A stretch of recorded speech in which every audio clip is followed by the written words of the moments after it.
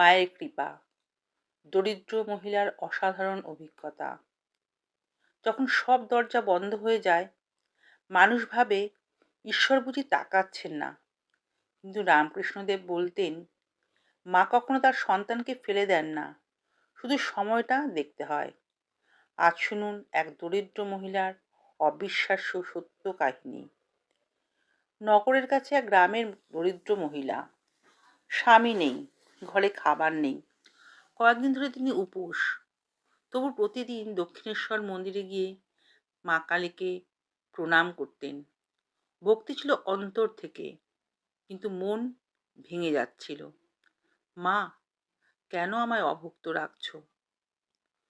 একদিন দক্ষিণেশ্বর মন্দিরে তিনি চুপচাপ দাঁড়িয়েছিলেন। রামকৃষ্ণদেব তার দিকে তাকিয়ে বললেন, মা, কেন এত শুকিয়ে গেছো? মহিলা ভেঙে কেঁদে বললেন, ঠাকুর, 3 দিন হলো ভাত মোড়ো হয়নি। মা কি আমার দিকে তাকাচ্ছেন না? ঠাকুর চুপ করে তার চোখের দিকে তাকিয়ে রইলেন। তারপর বললেন, মা কখনো কাউকে অভুক্ত রাখেন না। মা তোকে নিজে ডেকেছেন, দেখবি কাল সকালেই সব ঠিক হয়ে যাবে।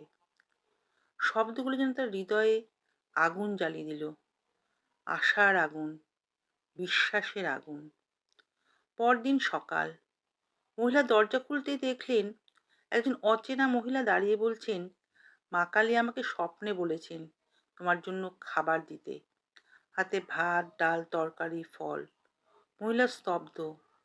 স্বপ্নে মা কালী? আর সে স্বপ্নে তার নাম? খাবার নিয়ে ছুটে গেলেন দক্ষিণেশ্বরে। ঠাকুর তখন বসে আছেন চুপচাপ। তিনি দূর থেকে দেখেই হাসলেন। দেখলি, মা তোকে ফাঁকি দেননি। মহিলা কাঁদতে কাঁদতে বললেন, ঠাকুর, মা সত্যি আমায় মনে রেখেছেন? ঠাকুর বললেন, মায়ের কাছে তোর মতন ভক্ত সবচেয়ে প্রিয়। এই গল্প প্রমাণ করে ঈশ্বরের ভরসা কখনো বৃথা যায় না। যারা সত্যি বিশ্বাস করে তাদের জীবনে সাহায্য আসে অদৃশ্য পথ দিয়ে।